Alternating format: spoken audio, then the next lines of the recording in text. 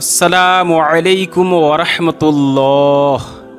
Saudi আরব বিশ্বের এমন একটি দেশ যার নাম আমাদের মস্তিষ্কে আসা মাত্রই সেখানে অবস্থিত মক্কা এবং মদিনার কথা মনে পড়ে যায়। আর পিছনের কয়েক বছর আগে পর্যন্ত আমরা আমাদের মনে এমনই একটি দেশের কথা ভাবতাম যেটি কেবল ইসলামের ঐতিহাসিক কেন্দ্রই নয়, বরং এই দেশের যে কায়দা কানুন আছে, এই দেশের যে সংবিধান আছে, সেটি ইসলামিক আইন বা শরিয়া আইন দ্বারা পরিচালিত হয়। কিন্তু গত সপ্তাহে সৌদি আরবের মধ্যে এমন কিছু ঘটে গেছে যা না তো ইতিহাসে কখনো সৌদি আরব দেখেছে, আর না তো বাকি পৃথিবীর মানুষ সৌদি আরব সম্পর্কে এমন কিছু কল্পনা করতে পেরেছে। সেই কারণেই সারা বিশ্বে এটি নিয়ে অনেক শোরগোল হচ্ছে। আর আপনারাও হয়তো অলরেডি সোশ্যাল মিডিয়ার বিভিন্ন প্ল্যাটফর্মে এর সাথে সম্পর্কিত ভিডিওগুলো দেখে নিয়েছেন। আর যদি না দেখে থাকেন তাহলে একটি ভিডিও আপনাদের সামনে উপস্থাপন করছি। বেশি ভিডিও তো আপনাদেরকে দেখাতে পারবো না, কারণ বেশিরভাগ ভিডিওই বিহায়াপনার সীমানাকে অতিক্রম করে ফেলেছে।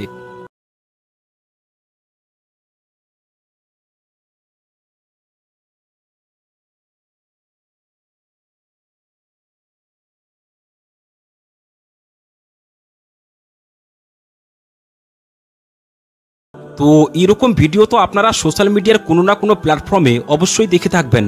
আর এই সমস্ত ভিডিওগুলো সোকল্ড ইসলামিক কান্ট্রি সৌদি আরব রিয়াদ শহরের। আপনাদেরকে জানিয়ে রাখি যে সৌদি আরব নিজেই এটি দাবি করে থাকে যে এটি বিশ্বের one of the largest winter entertaining event ছিল, যেখানে কনসার্ট, নাচের অনুষ্ঠান, ফ্যাশন শো এরকম অনেক কিছু হয়েছিল। এখন আপনাদের মধ্যে অনেকে মানুষ ভাবছেন যে ভালা এতে আবার নতুন কি আছে। এটি তো সকলেই জেনে আছে যে সৌদি আরব যে দীর্ঘদিন ধরে ইসলামী পরিবেশ শরিয়া আইনের জন্য পরিচিত ছিল, এখন তার মধ্যে খুবই দ্রুততার সাথে পরিবর্তন ঘটতে শুরু করে দিয়েছে।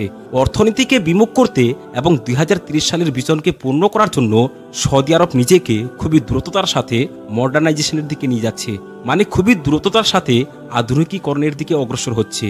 আর এই জন্যই সৌদি আরবে বিদ্যমান যে ইসলামী আইন রয়েছে সেগুলোকে হয়তো কমজোরি করছে, আর না হলে তার মধ্যে অল্প কিছু পরিবর্তন করছে, অথবা কখনো কখনো সেগুলোকে পুরোপুরি সরিয়ে দেওয়ার চেষ্টা করছে। আপনাদেরকে জানিয়ে রাখি যে সৌদি আরবে এমনটি প্রথমবারই হয়নি, বরং এমনটি তো সৌদি আরবে গত কিছু বছর ধরে প্রতিনিয়ত হয়েই আসছে। কিন্তু হ্যাঁ, এবার সত্যি যা কিছু হয়েছে সেটি না তো সৌদি আরবে এর আগে কখনো দেখা গিয়েছিল, আর না তো এর সম্বন্ধে কেউ কল্পনা করতে পেরেছিল। আর যার কারণে না তো শুধুমাত্র মুসলিম পৃথিবীতে, বরং বিশেষ করে ওয়েস্টার্ন মিডিয়াতেও খুবই হইচই সৃষ্টি হয়ে গেছে।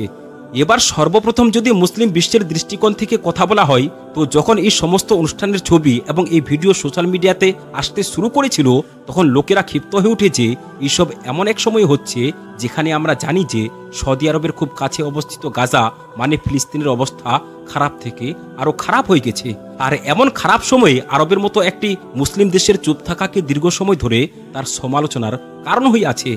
ক্ষিপ্ত হওয়ার দ্বিতীয় কারণ হলো এই যে এই সমস্ত কিছু সেই সৌদি আরবে হচ্ছে যাকে অত্যন্ত পবিত্র এবং ইসলামের মার্কাজ হিসেবে বিবেচিত করা হয়। আর ক্ষিপ্ত হওয়ার তৃতীয় সবচেয়ে এবং বড় কারণ হলো, আর যার জন্য বলা হচ্ছে যে সৌদি আরব এমন বেহায়াপনার অনুষ্ঠান কখনো দেখেনি। আসলে এই সমস্ত ফটোজ, এই সমস্ত দৃশ্যগুলিকে প্রথমবার দেখেই আপনারা হয়তো নিশ্চয়ই বুঝতে পেরে গেছেন যে এই জিনিসটিকে নিয়ে এত হট্টগোল কেন হচ্ছে।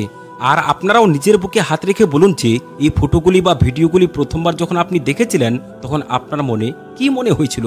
এই ছোট ছোট পোশাকে পারফর্ম করতে দেখা এই মেয়েদের মধ্যে একটি জিনিস ঠিক কাবার মতোই মনে হচ্ছে না, যেমনটা বাকি লক্ষ লক্ষ বা কোটি কোটি মানুষ মনে করেছেন, আর যাকে নিয়ে সোশ্যাল মিডিয়াতে এত হইচই হচ্ছে যে সৌদি আরবকে নিজে এগিয়ে এসে এর ব্যাখ্যা দিতে হয়েছিল।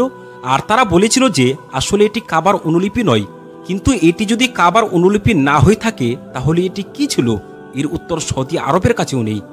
যাই হোক, সৌদি ক্রাউন বা প্রিন্স, বাকি সৌদি সরকারের বাকি লোকেরা এই সমস্ত কিছুকে নিয়ে মুসলিম বিশ্বের কাছ থেকে তো এই ধরনের প্রতিক্রিয়া আশা করেছিল।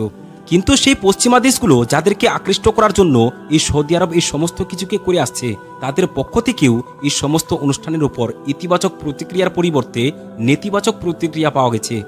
আসলে এমনটি হয়েছে যে যে সময় সৌদি আরব অত্যন্ত জোরদারের সাথে এসব অনুষ্ঠানের আয়োজন করছিল, ঠিক সেই সময় অন্যদিকে পশ্চিমা মিডিয়াগুলো সৌদি আরবকে খুবই খারাপভাবে ঘেরাও করার চেষ্টা করেছিল। আর ঘেরাও করার কারণ এটি ছিল যে সৌদি আরবের সাথে সম্পর্কিত সেই প্রতিবেদন যেটি কিছুদিন আগেই প্রকাশিত হয়েছিল, যেখানে এটি বলা হয়েছিল যে সৌদি আরব শুধু 2024 সালে, যেটি এখনো সম্পূর্ণ হয়নি, তাতে প্রায় 100 জনকে মৃত্যুদণ্ড দিয়েছে, যা 2022 এবং 2023 সাল পর্যন্ত 34 জনের সংখ্যা ছিল। মানে 2022 এবং 2023কে মিলিয়ে 68 জনকে মৃত্যুদণ্ড দেওয়া হয়েছিল। কিন্তু এই বছর শুধুমাত্র 2024 সালে 101 জনকে মৃত্যুদণ্ড দেওয়া হয়েছে। এখন সেই পশ্চিমা দেশগুলো যাদের এখানে মৃত্যুদণ্ডের শাস্তিকে বাতিল করে দেওয়া হয়েছে, আর তারা আগে থেকে সৌদি আরবকে কড়া ভাষায় ঘেরাও করার চেষ্টা করেছিল যে তারাও যেন এই মৃত্যুদণ্ডের শাস্তিকে বাতিল করে দেয়।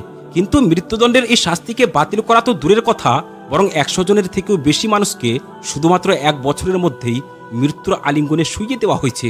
আর তার উপরে অনেক রিপোর্ট এটি দাবি করে থাকে যে আর সৌদি আরবকে অভিযুক্ত করা হচ্ছে যে এদের মধ্যে খুবই কম এমন মানুষ আছেন যাদেরকে বিনা কোনো কারণে বিনা কোনো অপরাধে শাস্তি দেওয়া হয়েছে, বরং তাদের মধ্যে বেশিরভাগ মানুষকেই রাজনীতির কারণে টার্গেট করা হয়েছে। মানে সৌদি আরবের রাজ পরিবারকে পছন্দ না করার কারণে অথবা তাদের বিরোধিতা করার কারণে তাদেরকে কোনো না কোনোভাবে ফাঁসিয়ে মৃত্যুদণ্ড দিয়ে দেওয়া হয়েছে। তো গত সপ্তাহে সৌদি আরবে হয়ে থাকা সেই অনুষ্ঠানকে নিয়ে অথবা মৃত্যুদণ্ডের সাথে সম্পর্কিত এই নতুন প্রতিবেদন নিয়ে আপনাদের কি মতামত কমেন্ট বক্সে কমেন্ট করে আমাদেরকে অবশ্যই জানাবেন। এই ভিডিওটিকে যদি আপনি তথ্যে পরিপূর্ণ মনে করে থাকেন তাহলে এটিকে আপনার বন্ধুদের সাথে অবশ্যই শেয়ার করবেন, এবং আমাদের চ্যানেলে যদি আপনি নতুন হয়ে থাকেন তাহলে চ্যানেলটিকে সাবস্ক্রাইব করবেন। আসসালামু আলাইকুম ওয়া রাহমাতুল্লাহি ওয়া বারাকাতুহু।